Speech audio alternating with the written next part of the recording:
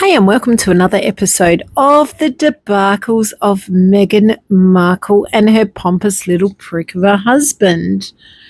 Well, tonight I thought I'd just go back in time a little bit. Just brush up on a few little lies that Meghan and Harry have put out there about their so-called fairy tale love story. The many faces of Meghan Markle, the tale of royal lies, and now her reinvention. I'd like to know what she's reinventing from. She wasn't anything in the beginning. She was no superstar. She was no supermodel. She was no super business lady. She was a nothing, a nobody. She even went and got a boob job to sexualize herself to get into roles, and that didn't even work. All she got was deal or no deal. Well, it's debatable about her role on the yacht, or her roles on the yacht, let's just say. I mean, she could have made a pretty penny there. Well, yeah, as a bit of a yacht girl, as we all know. But once upon a time, the world fell in love with this modern day fairy tale, didn't they? The poor girl meets the prince and they fall in love, and live happily ever after. Yeah, well, we can see how that's playing out, can't we? She was a beautiful American actress that no one ever heard of, Unless you watched Suits and seen her for 2 seconds, you wouldn't even know who she was. But anyway, she was supposed to be this great American actress that captured the heart of Prince Harry and stepped into the gilded world of royalty. That's how she wanted to portray herself. The poor girl that came from humble beginnings, that was an actress that landed in the palace. Or was she a plant? I've always maintained that she had something to do with old Dodie there. Or their clan. A bit of a revenge thing. But people have called me crazy for that theory. But there's lots of theories out there, and other people aren't called crazy, are they? Anyway, I'll wear that hat too. Who cares? This is purely just entertainment at the moment. Harry and Meghan are giving us so much entertainment. They're disgusting, they're despicable, but they're kind of entertaining because they are so see-through. Once she stepped into that world of royalty, the glitter faded and questions emerged, didn't they? Was it ever real? Question we're all questioning, aren't we? Or were we all just pawns in Meghan's master plan for fame, freedom, or fortune? See, of course Meghan had a master plan. We know that she studied Diana and the royal family. I mean, saying that, I didn't know who the royal family was. I didn't know who Princess Diana was, when it was everywhere in the tabloids around the world. What, was she living under a rock? Well, she didn't know the Queen's face on the money where she lived? Of course not. She didn't know a thing, did she? She pretended she was this innocent little girl when really she was in her late 30s when she met Harry. But she pretended she was this coy, innocent little girl that never knew who the royal family was. Unbelievable.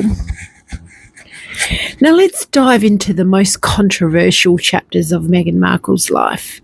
Stories that have been challenged. And we all know that there's lots of stories that have been challenged about Meghan. They've been fact-checked and dissected. From royal weddings to Oprah interviews and beyond. Everything that comes out Meghan's mouth is bullshit. She can't even lie straight in bed. She had this great big myth that she was this self-made woman. Meghan has often described herself as, self-made success story. No one helped me. I paid my way. Blah, blah, blah. But we know that's a lie too, because we know where she got her funding from. First off her father, then her husband, and then she lived off the back of her chef boyfriend. Let's not forget she was still dating him when she met Harry. She's shacking up with Hazza while she's still got her boyfriend back home. Unbelievable. She always claims that she's raised by a single mother and that she paid her way through college and worked hard for every opportunity. Again, more lies. What did she work hard for? She wasn't raised by a single mother. It's well known that her father and her mother shared custody. Half a week here, half a week there. That's how she lived until her mother went MIA, apparently in jail for crime, for fraud and other charges, allegedly, that the father was a sole provider for Meghan Markle. I mean, she's going on a world stage. Did she not think that people would find out what she was really all about? Did she really think that the world was going to go, oh, yes, Meghan, we bow to you. We believe you wholeheartedly. Unbelievable. There's many records and reports suggesting otherwise of her childhood. Her father, Thomas Markle, won a lottery and funded her private education. He spent most of that money on her education and getting Doria out of trouble, bailing her out from her fraudulent activities. So why did Meghan turn on her father?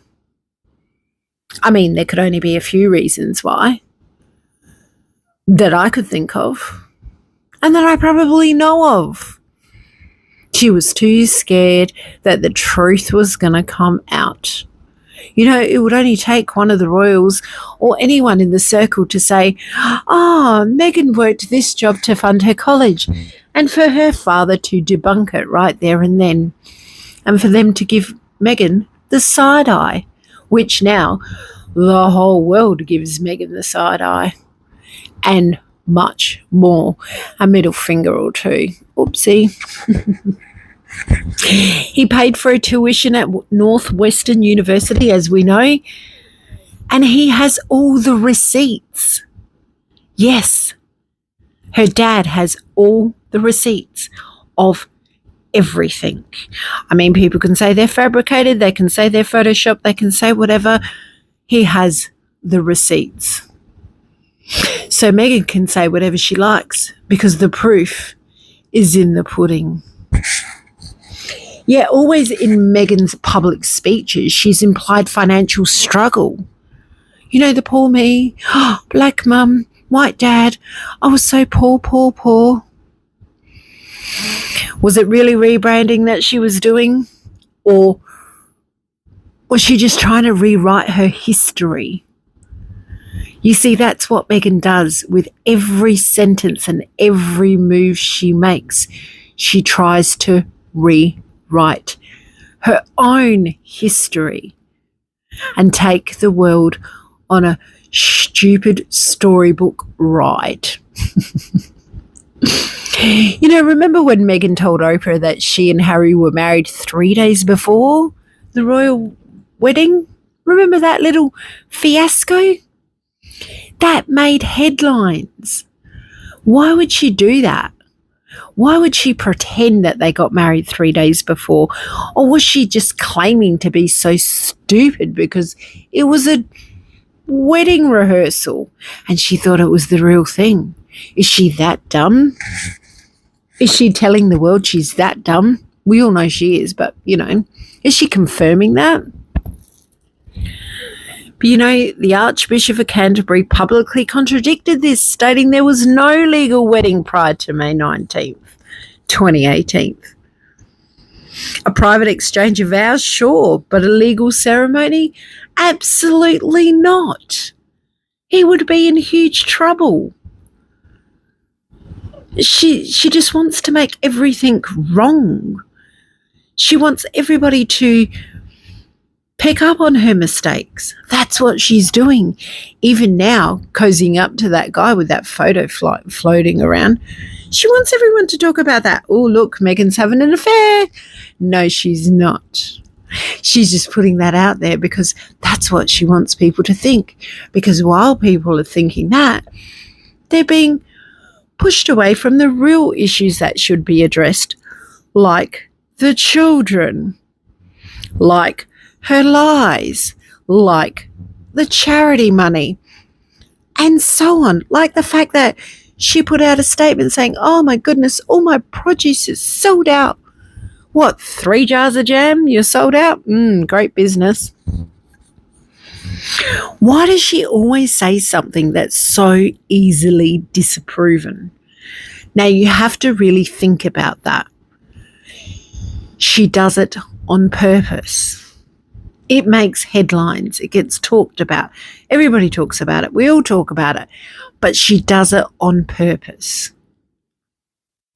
She literally does things like that on purpose. Is it a poetic license or something else? Another bombshell came in that Oprah interview, as you can remember. Meghan Markle claimed Kate Middleton, don't you love that? Kate Middleton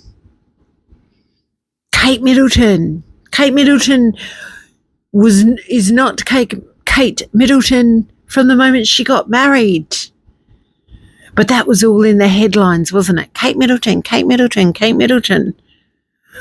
Like, she loves the fact that she can pull that one because it really pisses Princess Catherine off. But remember, she made her cry in the lead up to the wedding. But earlier reports and royal sources said it was the other way around, that Meghan reportedly made Princess Catherine cried during a disagreement over the flower girl dresses. She didn't want Princess Charlotte to wear stockings, tights.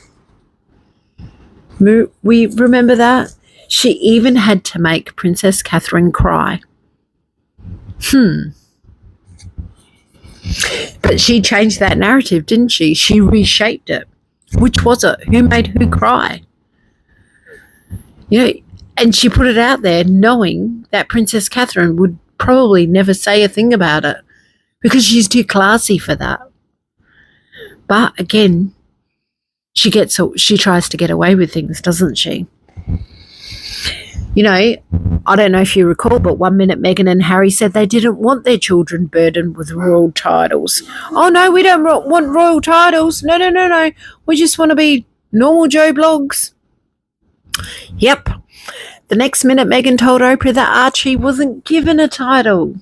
Again, being a dumbass or trying to be smart and slipping in a bit of they're racist. Oh, my God. She really, really threw that in there to hint that it was all about racism, not royal protocol. That states titles like prince and princesses are reserved for grandchildren of the monarch, not great-grandchildren.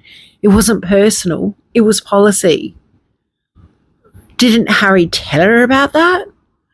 Oh, no. He didn't. Of course he didn't. He went along with the ploy because he knew that they can throw in, they're racist. Our child's got a biracial mother. The child that Meghan never carried? That piece of foam she delivered? Oh, God, that must have been a very difficult labour. Seriously. Bit squishy. When Harry and Meghan left the UK, do you recall that they said it was for privacy? Yep, privacy. And what do we hear and see every single damn day? Is some bullshit about Meghan and Harry. Every day. But since they left, they've done the tell-all interviews, a 6-part Netflix docuseries, a Spotify podcast, and more. If privacy was their goal, why do they stay in the spotlight? They need the money. They want to overshadow the royal family. They want to have their own royalty, their own royal family. And that's, in my opinion, what they are creating in America. Their own royal family. And people bow down to them. People treat them like royalty over there. And that's what they're creating, a new age royal family in America. You only have to see how they conduct themselves to know that that is pretty much true. You know, some call it, them being hypocrites. Others call it they're trying to survive by making money, living off the royal family in a roundabout way. They're profiting off them continually. The place that they wanted to leave and have nothing to do with and degraded and put all that bullshit out there about the royal family, they're profiting off that. The very thing that they left. It's despicable. It's part of their manipulated plan. Or are they both masterminds in this plan? Does Harry know Meghan's plan? Is Harry part of Meghan's plan? Or is he the puppy dog that's been dragged along, waiting for him to trip up over the lead and oops, he's dead. He tripped over the lead. Oopsie daisy. Shall I take all his money now and his titles and everything? Because Harry fell over and died over the dog lead. I mean, Doria taught her daughter very well, didn't she? What happened to Doria's dad? Did he really fall over a dog lead and die? Or did he get a little nudge? Food for thought. So are all these lies, misstatements, or just savvy PR? I think it's a bit of all three. Of course they're lies. Of course it's manipulation, but it is savvy PR.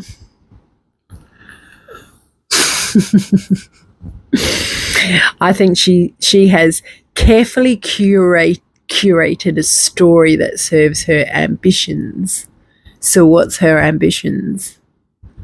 To be worldwide news all the time, to have fame, to have money, to have everything that she desired, and to get back at every single person, every single production person, every single person that ever said no to Meghan. She's giving them the middle finger because she manipulated her way to the top and is now pulling the reins however she pleases. And Harry, like a little puppy dog, follows along. He's her trophy, her meal ticket, just like everybody else was in her life, bar her mother. Until the very day she was going to marry Harry, her mother was pulled in as an ace up her sleeve for the racist card. This story is not going to end. Her story changes all the time. It's not going to end with these two. Whether they divorce or not is absolutely irrelevant. The fact of the matter is those children need to be taken off out of the line of succession, and the royal family really needs to issue a statement and put it all straight. Like, clearly now they know what's going on. They've had many emails and letters. They can't say they don't know what's happening, because they do. And I do love the royal family, but it disappoints me that something is not done about it. Should the king step in and put out a statement? Should the king step in and say, this is what happened? They used a surrogate mother and these children don't belong in the line of succession. Sorry for our inconvenience, etc., whatever they need to say, and put it to bed. Leave it. Walk away, let it go. Or Harry and Meghan should just come out with the truth, shouldn't they? But they won't. Because the speculation keeps them out in the open. Like I said a long time ago, so many videos back, they could have really kept this really quiet and no one would have known any different if she carried those children or not. Like I said, they could have said she's going to be out of the spotlight for the term of her pregnancy because she's unwell. And she could have just been behind the scenes until there was a baby in her arms and no one would have known anything. But no, she purposely went out there and put doubt in everybody's mind. The way she stood, the way she dressed, the way she kneeled, the way she touched her belly, the way she held her belly. No puffed up feet, no puffed up face, no cravings, no sickness, no nothing. Not a thing. And then prances out holding a baby. Oh, and Harry says, oh, he's changed so much in 2 weeks. Okay. No worries, Dad. You've had a bit too much laughing gas. Is it 2 days or 2 weeks? You slipped up there, buddy. They're unbelievable, aren't they? You see, Meghan Markle is not who we met in 2016. She's not that Meghan we see now. We see her true colours. In the beginning, we all seen this person that pretended to be so fake and so nice and so loving and I'm going to hit the ground running, get boots on the ground, and I'm going to do all my duties with the royal family. Wasn't that what she said? She can't wait to get in there, get into the charities and make her husband proud and the royal family proud. She has not done one thing to make the royal family proud except step on a plane and piss off out of the UK. I think they would have been a standing ovation at the palace when they got on that plane. They probably chin their glasses and cheered and had a party and said, farewell, suckers, go hang yourself. Because that's exactly what Harry and Meghan are doing slowly with the rope that they have given themselves. They are hanging themselves deeper and deeper into their own shit. Anyway, that's my little chat for today. I hope you're all well and we shall chat soon. Bye for now.